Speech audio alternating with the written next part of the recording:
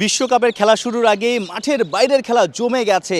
বিসিবির পাশে পিসিবি, জয় শাহর আইসিসি চাপে। জয় শাহদের বিসিসিআই কি করবে? একদিকে বিসিসিআই আইসিসি, আরেকদিকে বিসিবি পিসিবি। বাংলাদেশ যে দাবি তুলেছে যে ভারতের মাটিতে নিরাপত্তার কারণে খেলবে না, শ্রীলঙ্কার মাটিতে বাংলাদেশ বিশ্বকাপে সব ম্যাচ খেলতে চায়, এই নিয়ে নানা রকমের মিটিং হচ্ছে।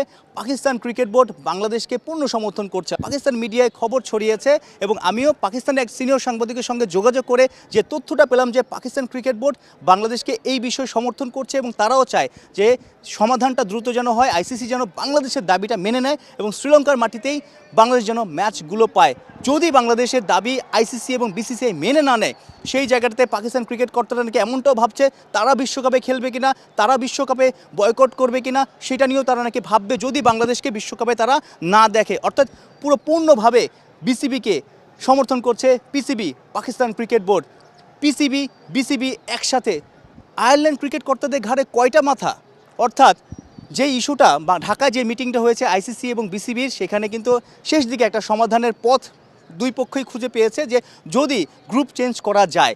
এখন বি আর সি গ্রুপের একটা ইন্টারচেঞ্জ হতে পারে। বাংলাদেশ যেহেতু সি গ্রুপে এবং 3 নম্বর দল, সেই জায়গাটাতে বি গ্রুপের ম্যাচগুলো শ্রীলঙ্কা সেই গ্রুপে আছে, অস্ট্রেলিয়া আছে, আয়ারল্যান্ড আছে, জিম্বাবুয়ে আছে, ওমান আছে।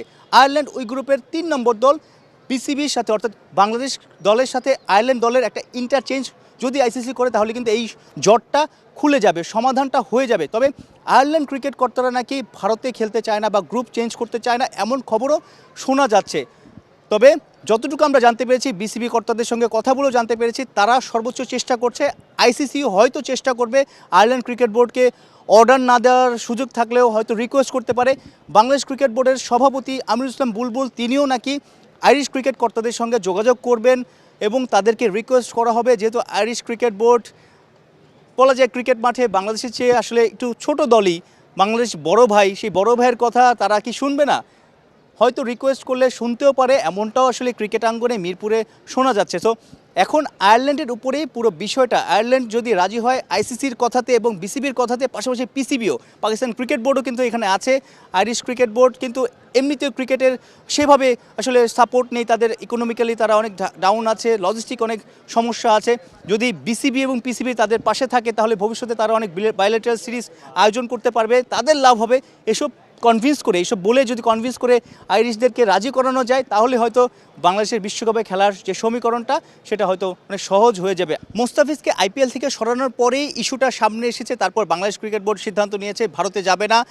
এই নিয়ে গত 3 সপ্তাহ ধরেই অনেক রকমের আলোচনা, মিটিং হচ্ছে। সমাধানটা হয়তো আগামী 2-3 দিনের মধ্যেই হয়ে যাবে।